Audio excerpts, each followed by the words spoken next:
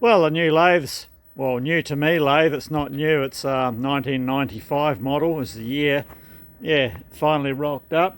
I've just unloaded it. It's just travelled 3,500 kilometres on the back of a semi to get here, all the way from Melbourne, Australia, across the other side of the country here, well, to here in Perth. Unfortunately, I couldn't film the unloading because I was doing the slinging and directing. So yeah, I couldn't do both jobs at once and had no one else to film it for me. So yeah, Colchester, Triumph Colchester 2500. It's about 1.2 between centres. This is the variable speed model. So it has 3 gears, high, medium and low here, and then you can vary the speed. It goes to 2500 RPM and its slowest is 15. So yeah, they're the 3. They're your ranges from the gear selector there, and the rest is pretty standard thread cutting and that. So this machine, I don't know if it works, also has constant surface speed for when you're facing. So yeah, as your cross slide's going across, the DRO registers, you know, the reading as well as it does a measurement, but it increases or decreases the RPM your spindle automatically if it's engaged. It's a metric lathe, so, and that's the chip tray. Pretty near new Colchester 4-jaw chuck. The mob I got it for didn't come with steady rests, so they had to hunt around. I think the fixed steady will fit, and I know the travelling steady, it's the only one they had. They just threw that in for me, and I just have to adapt it to fit, so I'm sure we can manage that. Coolant pump over here. So yeah, it's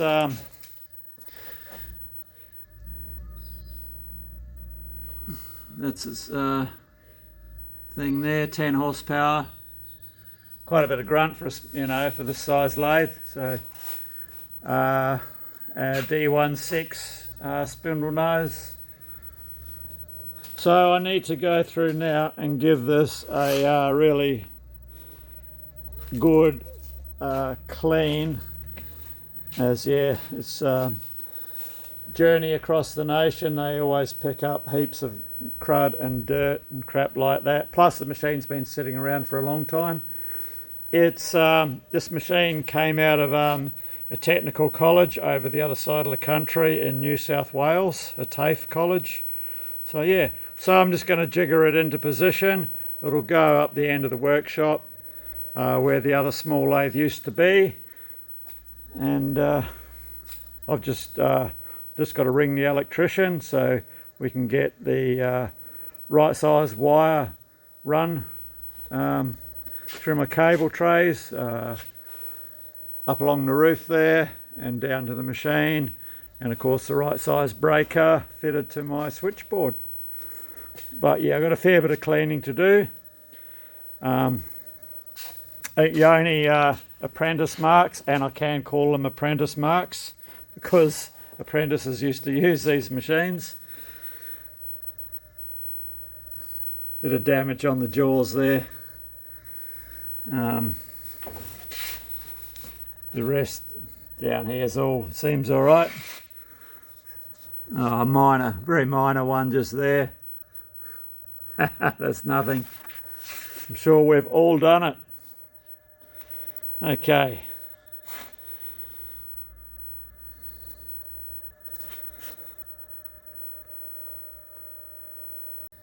Well, we're lined up through the first couple of obstacles. Of course, the boring mill table can still go across a bit, but we're clear of that. I think we'll be pretty clear this end. We should be right for a while coming through here. We may get a bit squeezy through here, but we'll see. So we have enough room this side. We can drive a double-decker bus through there. Cool. And the other side, we do the lever jiggle. No worries. So I just use the old school machinery skates to move all my gear. If you do it right, you have no problems. And I always do it by myself. That way I don't have any problems. Okay, we're through all the tight squeeze bits and we're pretty well in location there. It might move a couple of inches either way, but it's close enough for now. I thought I might as well get some of this on camera. So yeah, with our lathe in its approximate position, it's pretty close where it's going to live. I'm just going to spend a couple of days going right over the whole machine and give it a bit of a pretty major sort of a service, and clean. So I'm just doing the tailstock at the moment, just a thorough clean down externally with Kero. I've just had the quill out, and that's a large quill for this size lathe. That's a 2 7/8 inch quill with a number 5 Morse taper, and it's good. It's got the ejector tang in it here as well. So yeah, I've given the bore a good clean out and oil up, made sure the top oilers work. I've just got the screw out at the moment, so I'll give that a clean, re-grease the thrust bearings, grease on the thrust bearings, oil on the screw. Had the nut out, everything looks good. But by heck, yeah, getting that quill back in, that is such a close fit. She was quite the struggle to get it re-entered back in. So yeah, I'll get these bits cleaned up and then we'll get it back together. Right, that's everything cleaned up. So I'll get a bit of oil on the tailstock screw. And in its bronze bush on the end of the quill. This screw and this bronze bush, the one on the end of the quill, it's nut and absolutely like new condition. So hopefully this lathe, the rest of this lathe will be like that as well. Coming from a apprentice training centre, TAFE centre, thing would have done no real work in its life. You imagine. Whoops. Well, I wouldn't. You know, they only do light machining at the TAFE colleges pretty well.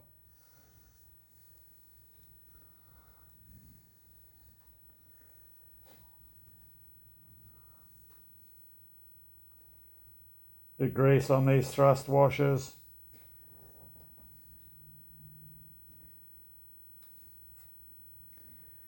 There's an oiler here on the top, and that oils the screw. Let's get that in a bit further.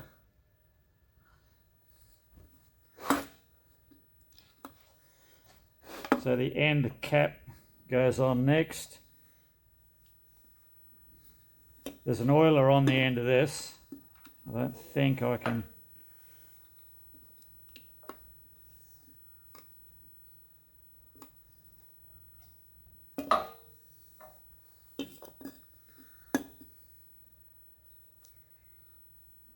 Make sure this is working. Oh,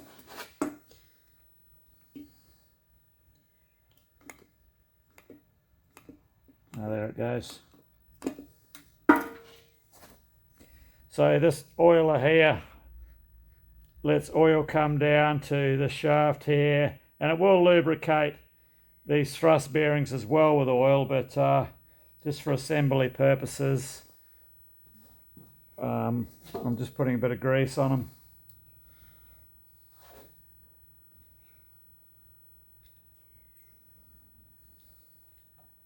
It'll soon all mix in.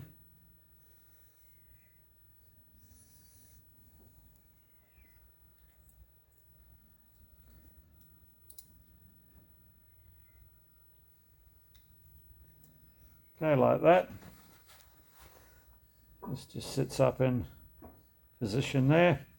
3 cap head screws.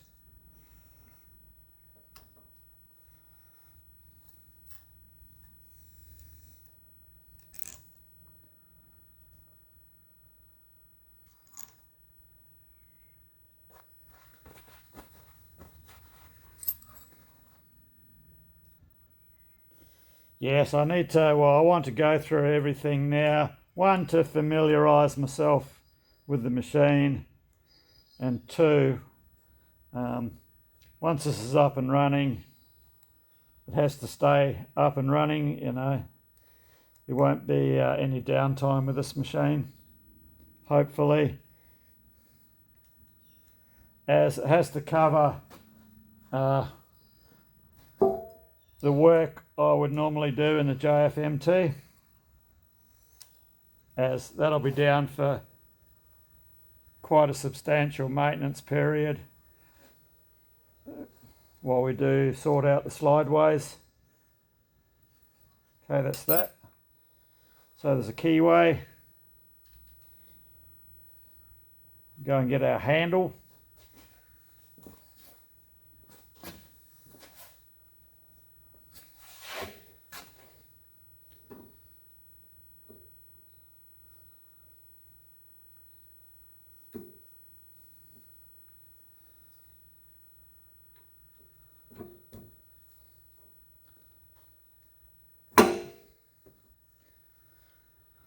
Okay, we've got a retainer and a Bellyville type washer.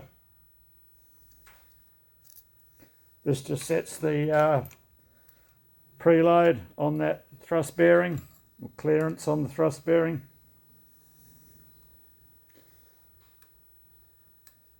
So that only wants to be lightly nipped, making sure there's no zero end play. You don't want any drag on it, so it's just a very light nip on that.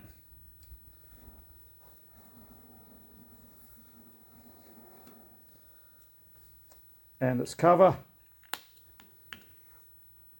It is missing the crank handle, so I'll have to make one.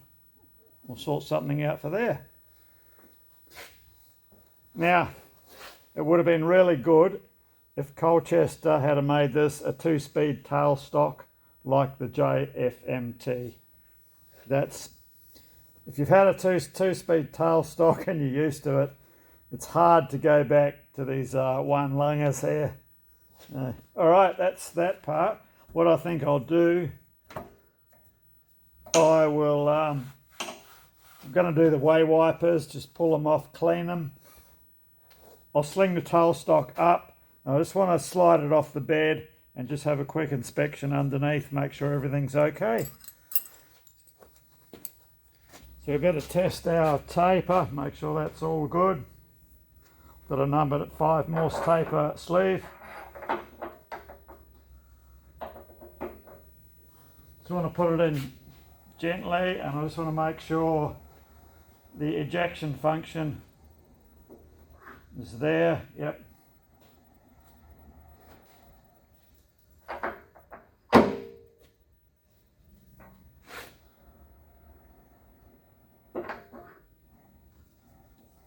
Come out good.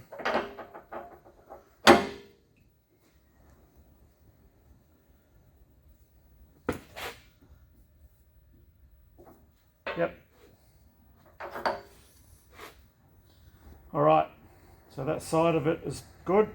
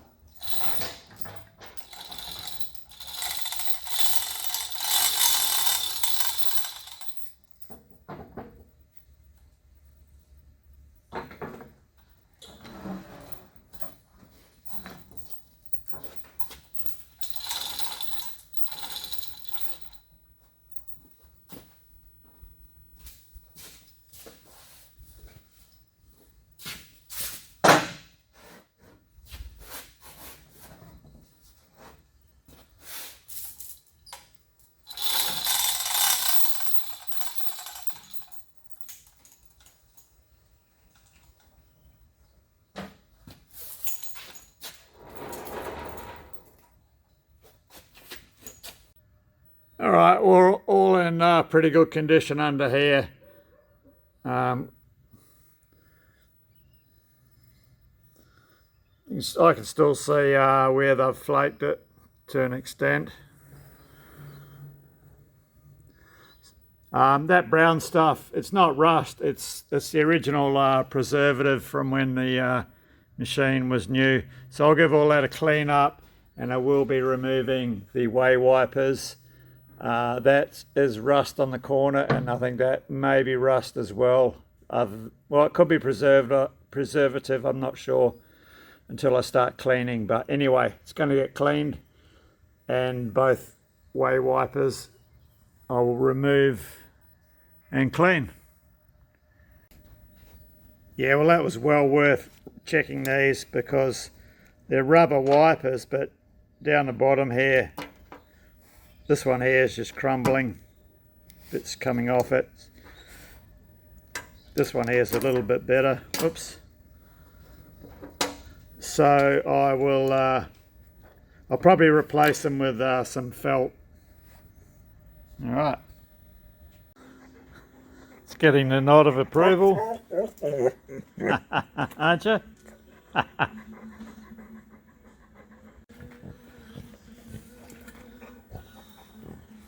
More interested in the toy. He did give it a good sniff. Oh, at least he didn't go and cock his leg on it. So yeah, that's the underside all cleaned up. There was all preservative around there, and as I suspected, there was a little bit of rust top of the V and on that corner, but that all cleaned off no problem. Okay, way wipers. So I've just chopped out some bits of felt, so they'll do the job. Yeah, they have a steel bush inside them and the spring, so they're a spring-loaded wiper affair to an extent. I will price up new ones from 600 Machinery, but yeah, I've heard rumours that Colchester parts are pretty darned expensive. So alright, I'll fit these once we've got the tailstock back on the lathe. So we'll get that back on.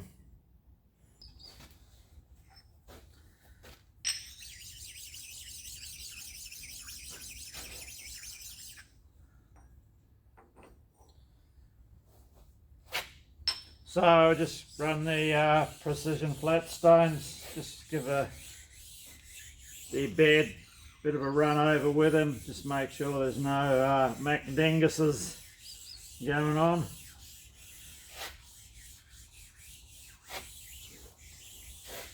Couple right down the end, looks like someone's, you know, tapped the bloody Morse taper together. I'll show you when we get there.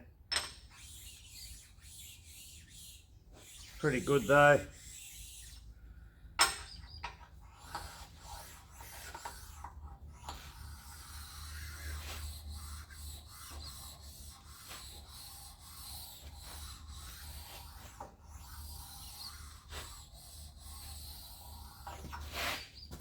Not feeling anything I shouldn't at this stage.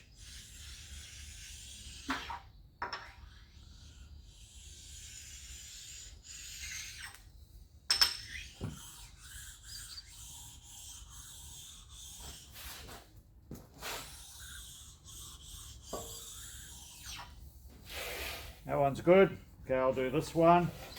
I'll just give this a bit of a clean down with the Kero, and then we'll get our tailstock back into position. Yeah, just those couple there. No dramas though, not a problem down there. The world turns on Colchester lathes. And Dean Smith and Grace, the old British contingent in my workshop is increasing. Okay, well, that's the rear end of the bed casting cleaned up. It's all come up quite well.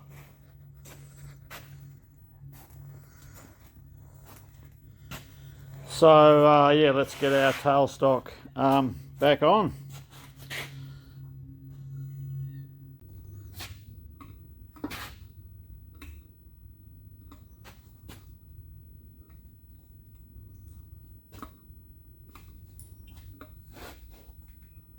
Bit of lubrication for the tailstock.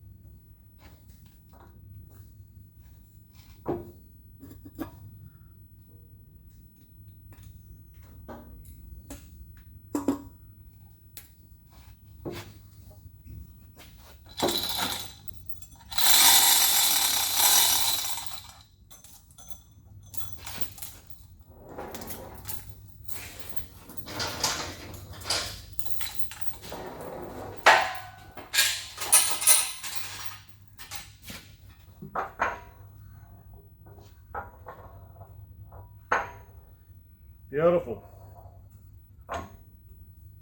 And it has the secondary lock here. Okay. We've got, there's a little stopper that screws in the back. So if you slide the tailstock back too quickly, the whole lot doesn't end up on the floor.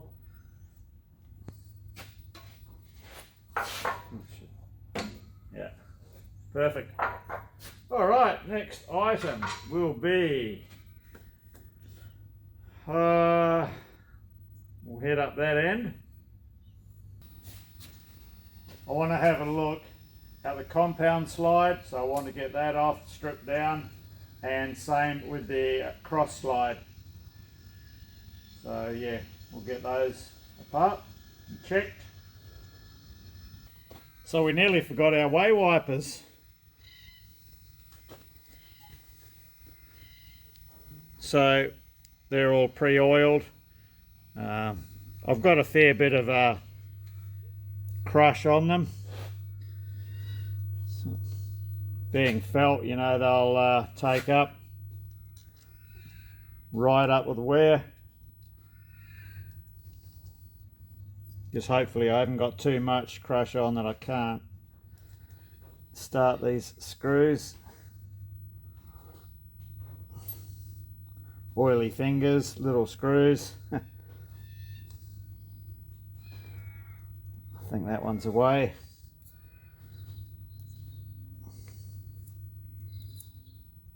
Yep.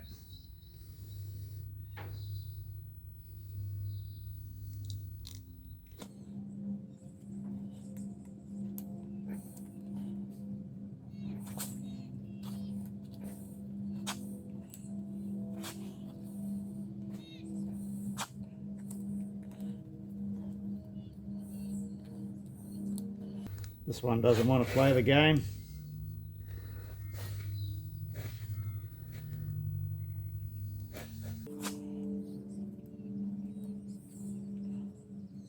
There he goes.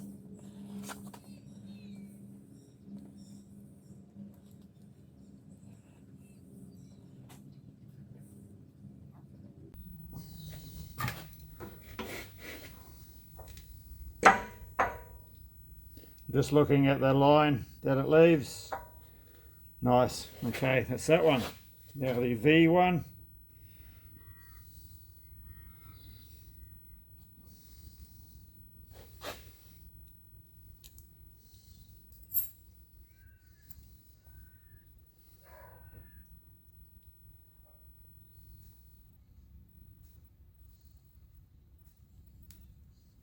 started.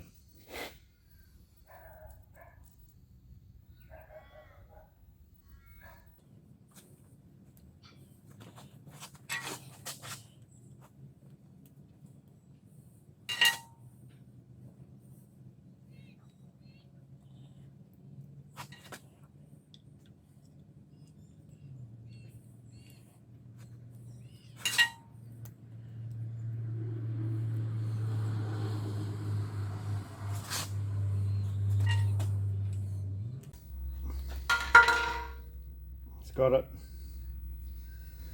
Problematic things to start with the pressure on the felt, but yeah, the felt will conform to shape. So I do tend to cut them slightly on the larger side.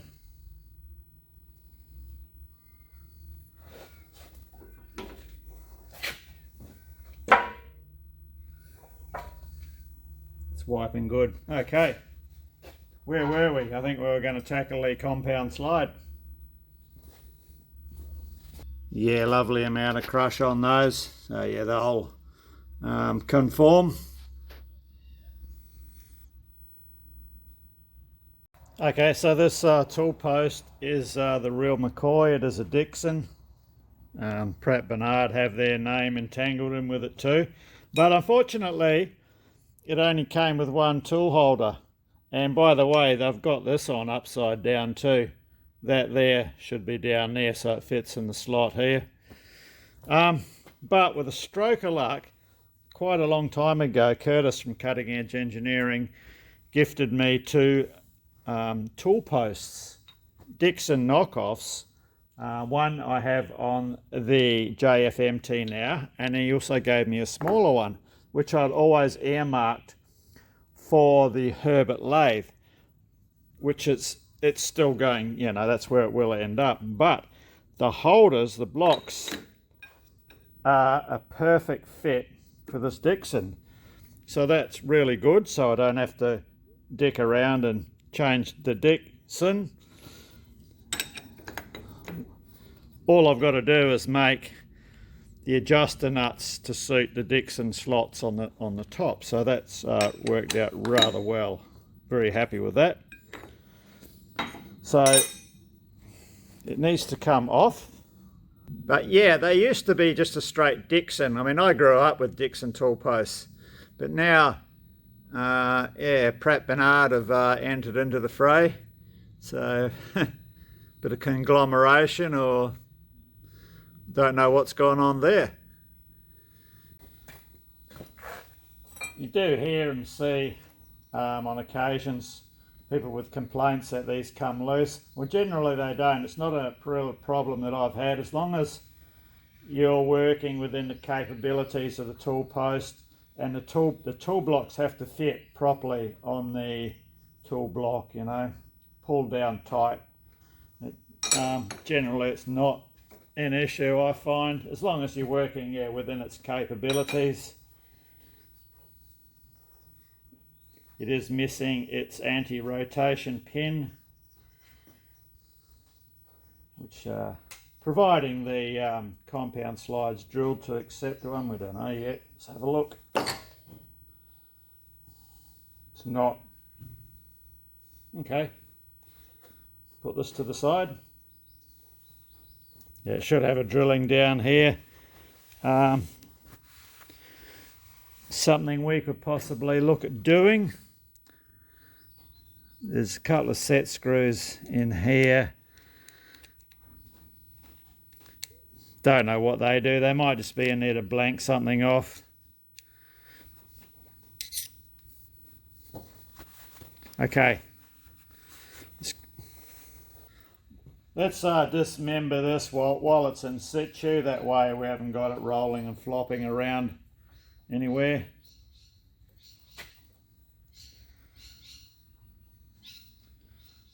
So I'm wondering if this is going to be the same setup as the tailstock.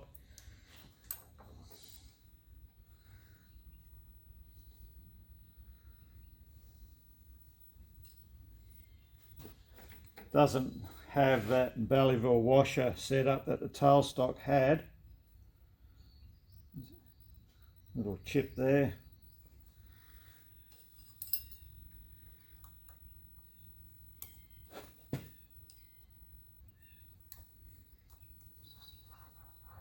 Yeah, I just want to get all this pulled apart, cleaned and reassembled,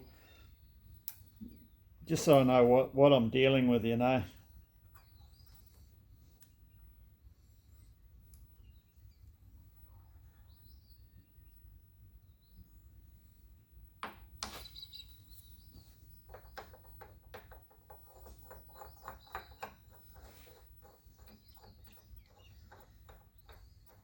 That way everything gets properly cleaned, re-lubricated. Okay, so this doesn't have a thrust bearing, just relies on that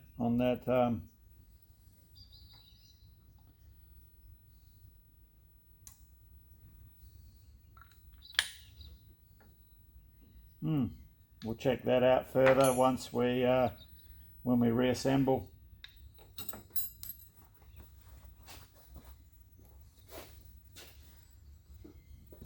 I'll just set these out of the way so we don't lose anything.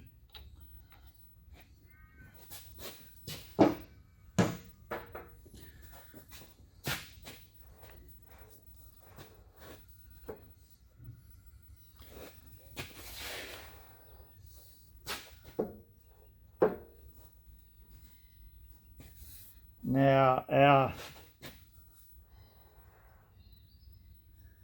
going to work out how this comes apart. So the nut's fixed in the lower.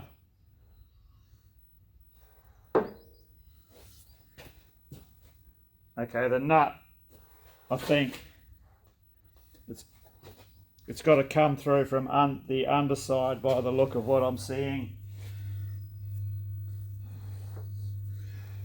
And then we can slide the top part off.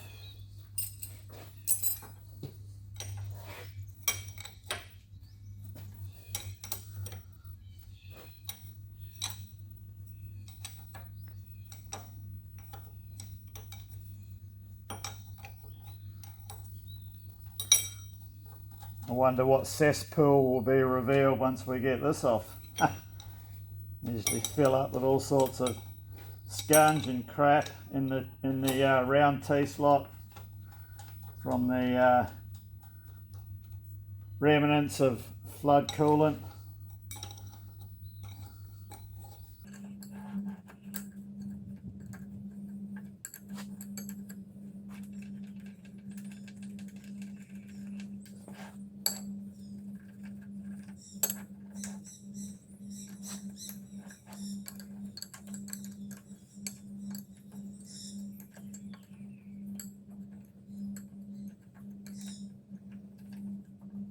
Tops of the T-nuts thread's a little bit tight coming off the top, so over the years, you know, if they cop a bit of curry,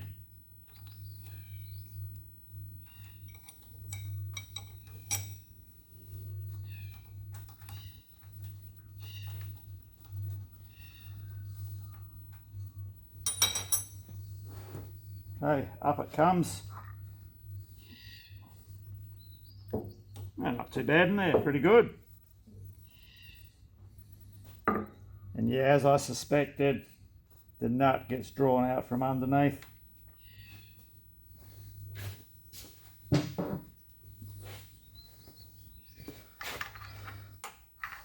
Pull these out.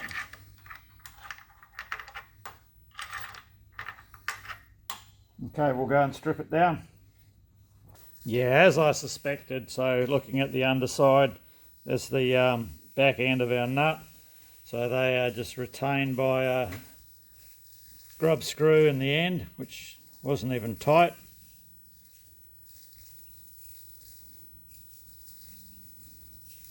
Okay, just a flat grub screw, it's not a dog point. Now we should be able to pull this out.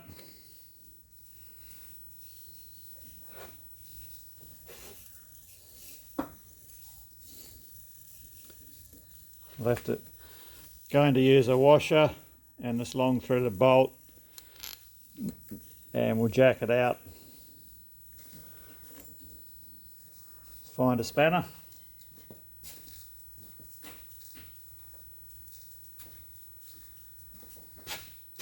So I've come to the conclusion that 13mm spanners are not that much different to 10mm spanners. No matter how many of them you've got, you can never find one. So the old trusty quarter Whitworth will do the job.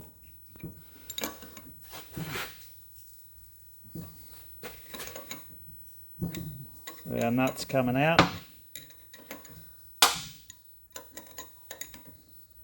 So you should be able to see it slowly exiting the hole.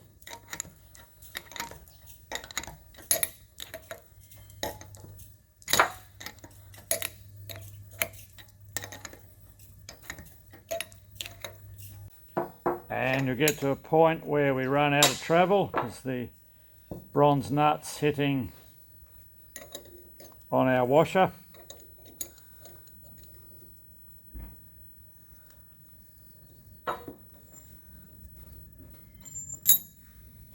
Like so.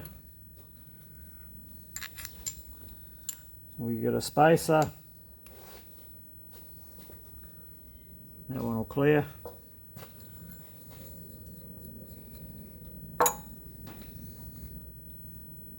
Make sure we can't get this out already first. No, we're still hitting.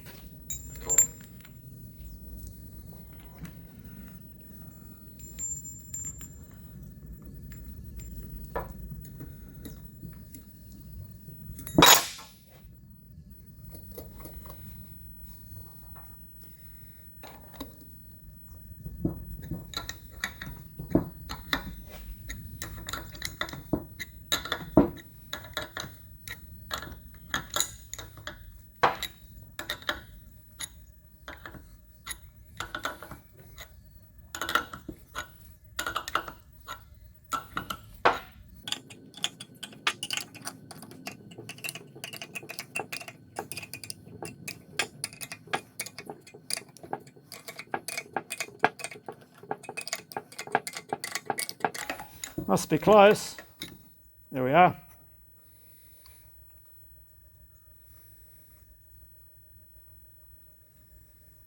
Okay.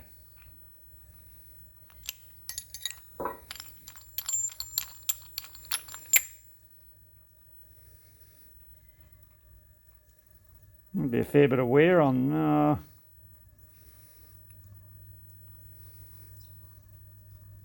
Suspicious looking bronzy coloured crap all around it. Okay, we won't know till we wash it up. So if we turn this over, should be able to separate one from the other.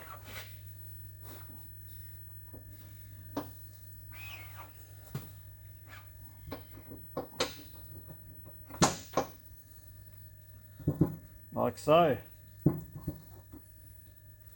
Good thing we did that because that needs a darn good clean in there.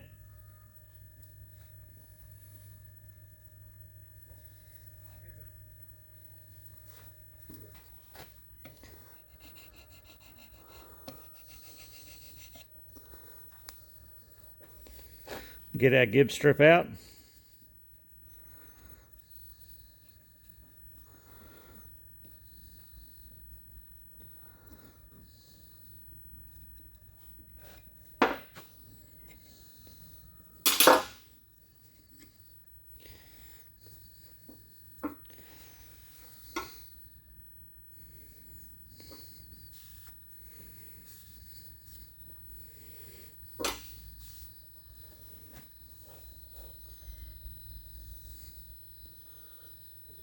That's what I like to see. No scoring, wear, still all the original Colchester flaking.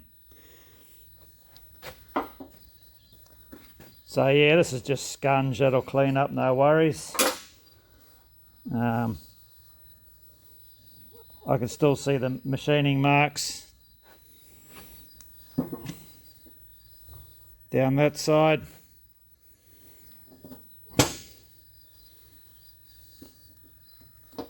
And this side. That chip fell out somewhere.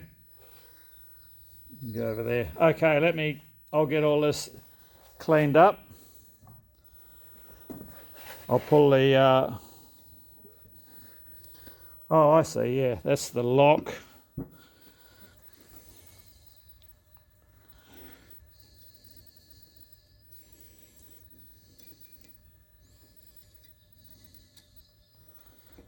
Not quite sure how that actually operates.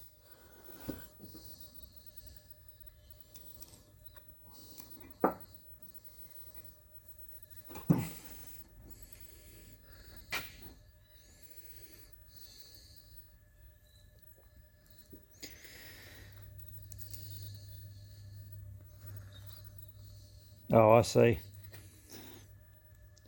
So the compound slide lock just pulls in with this socketed cap screw and pulls in on the slide. I'm going to leave the tool post stud in. All I'll do is just put an Allen key on that, make sure that is tight. Well, hang on, no. Might actually have to pull it out because, yeah, what I want to look at is drilling, see if we can't drill a retention hole in there, anti-rotation hole for our tool post. So I'll investigate that, get all this cleaned up and then bring you back. So we'll either be reassembling or we'll be at the Bridgeport about to drill a hole. So we need to get our locking pin to lock the tool post to the top slide, compound slide, and it's a 3/8 hole. So which is this 3/8 drill bit is a neat fit in the Dixon tool post, so I'm going to use this to drill through. So I'll bring you around the other side.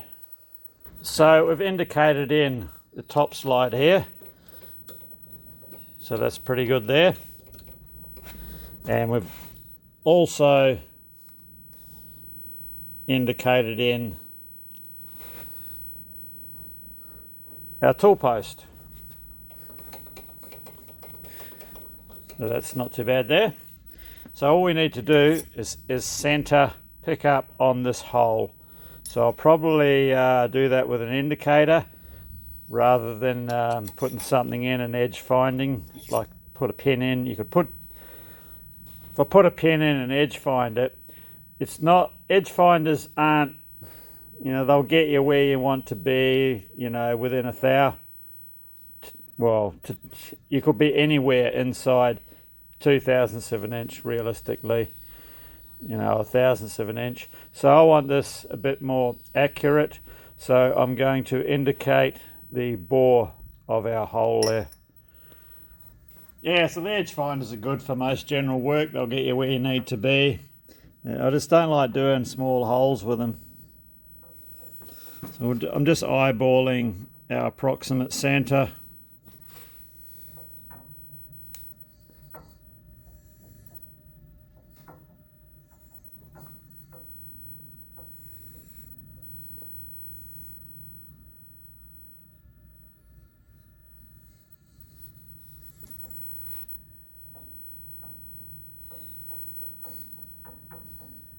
That's close enough. Let's swap our direction around.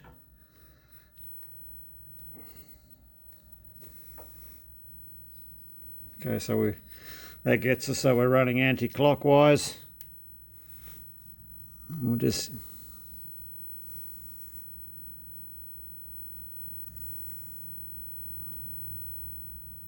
get her in the hole there.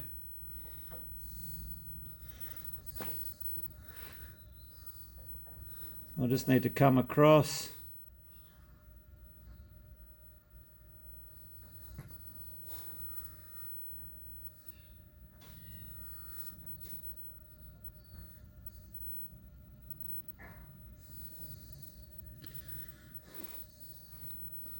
Go the other way for a bit.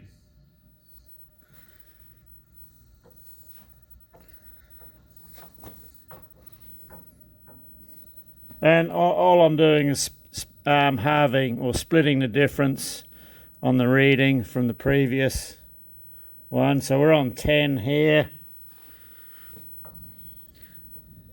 We're on 10 there, there, and there.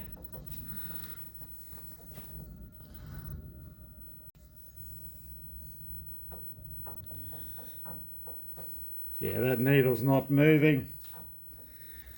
Okay, that's where we need to be. We'll get a drill bit set up.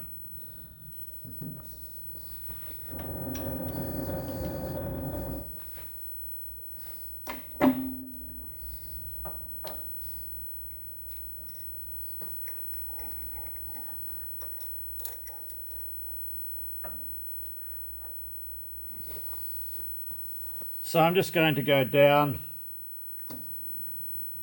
just put the, just making sure, confirming that we are properly centered. We can put it back in gear now. Okay, so I'm going to go down till we touch and just bring up our depth stop till we probably only need 10 millimeters deep will be fine. We'll go 12 just to allow for the cone of the drill. That's fine.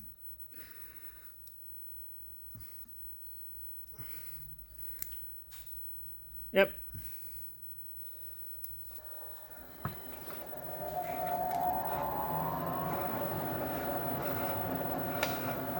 Slow our drill right down.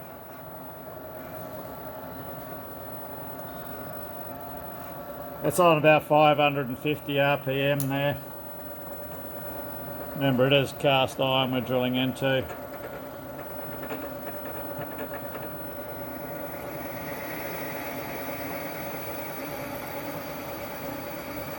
Just a light down feed pressure.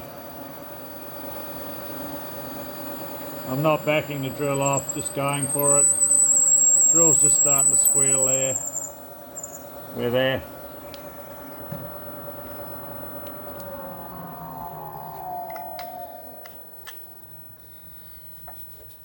And we didn't break through into anything, so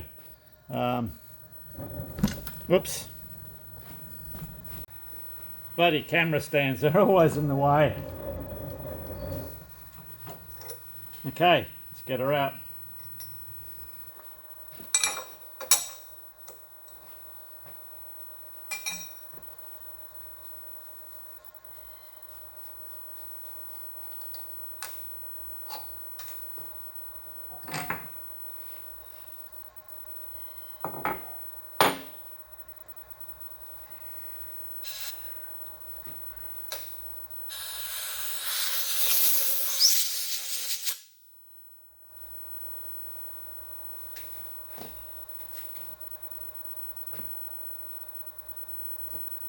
I should really put a tiny chamfer on that.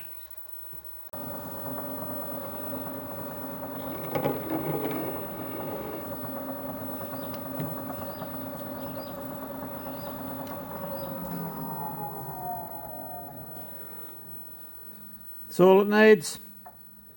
I'm just looking at this. I might actually drill that just a hair deeper while we're still set up.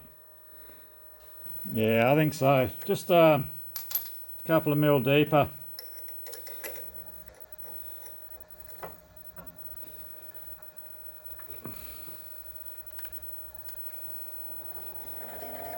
While we're there.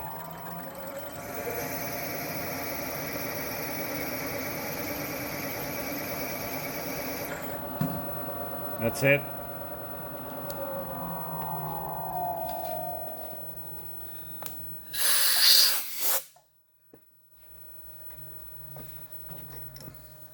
Yeah, that looks more like what it should be. Which is that.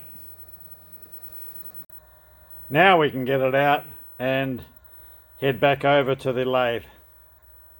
Okay, while we're at the stage with our compound stripped down, one important check we need to do is to make sure, or check to see how the thing's sitting. So we don't want it rocking. And it shouldn't spin the way it's spinning like that. I mean, yeah, it does spin, but it feels to me like we're high in the center. Yeah, I can feel a tiny bit of rock in this. Like I'm not feeling any drag, you know, around this area, which will be around here. Feels like very high in the center. So I think what we'll do is we'll take this over to the surface plate and we'll check the underside of here first, and we'll go from there. One thing that is very good on this lathe is the degree scale for the compound slide. I mean, they don't all go, you know, not all lathes do they go around to 90 degrees. Some stop, yeah, rather short. But, you know, we can still read up to 90 degrees in either direction. So yeah, let's head to the surface plate. So before we put anything on our surface plate, we just need to verify that there's no burrs, and there isn't. Okay. And this actually feels pretty good on here.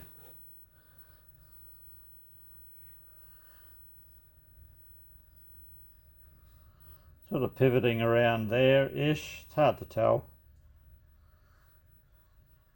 Probably around here. Not feeling any rock, you know.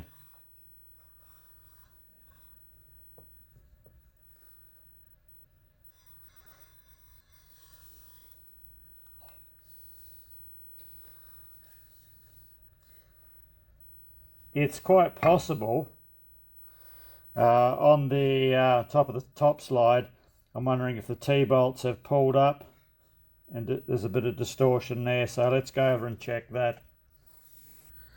It's all possible the edge of around here could be high. Likewise the edge around here where the T-bolts pull up underneath, so yeah, we better see what's going on there.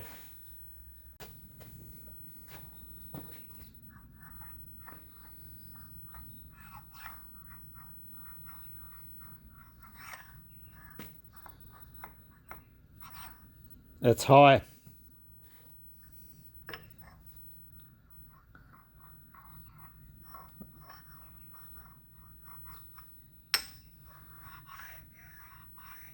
Not too bad across there.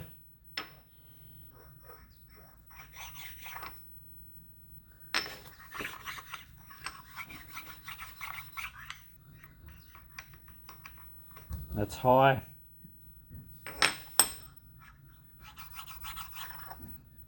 Yeah, that's high.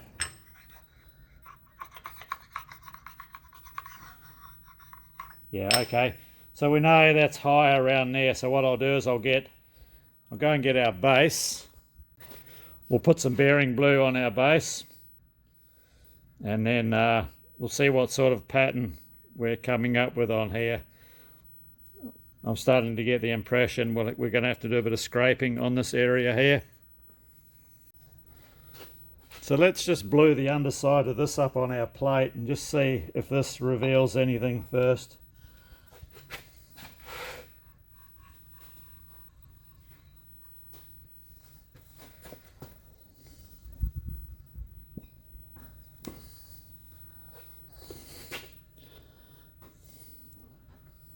That's looking all right. Yeah, I'd let that go without a worry.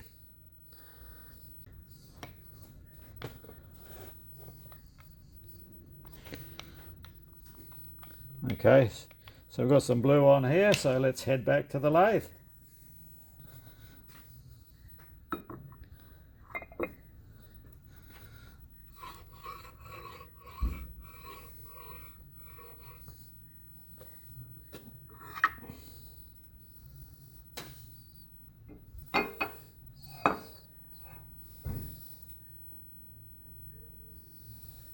That's interesting. So we know that all around here is high.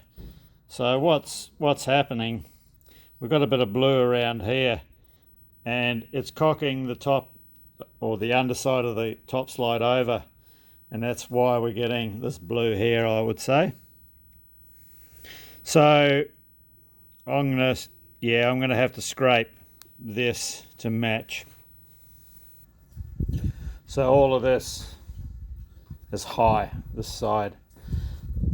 This side here, 0, minus 0.01, 02 is a minus 0.01, minus 01, 0, minus 02. Got a plus 02 there. Plus 06, plus 08, plus 0.1, plus 0.07, 08 is a plus 0.05, plus 0.03, and back to 0. And middle, the middle is what it is. Plus 0.05 on this inner ring.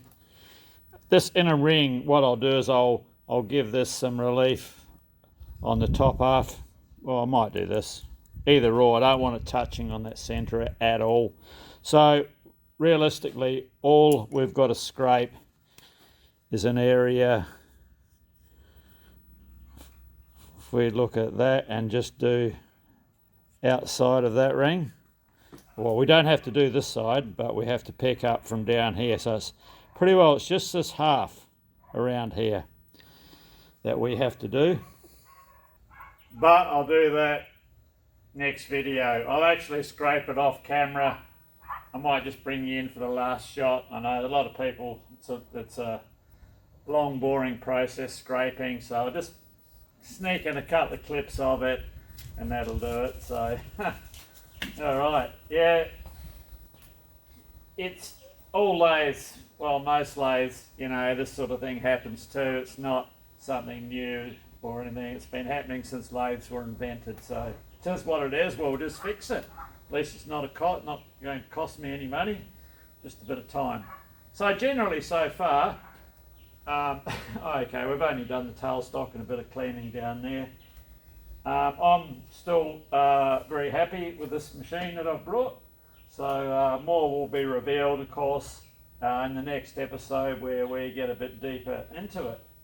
So, but yeah, so far so good. So it's a really nice size machine. I'm over the moon with the size, just perfect. I wanted something a bit bigger than the little lathe we had there or here previously, and something also that could cover most of the work that I do in the JFMT. I mean, this machine will cover 90% of the work that I do, so that's all good. So, all right. Cheers. Thanks for watching, if you watched to the end. And yeah, I'll get cracking on part 2. Just a bit of a break from our DSG, but this is a priority job for me. So, all right. Cheers.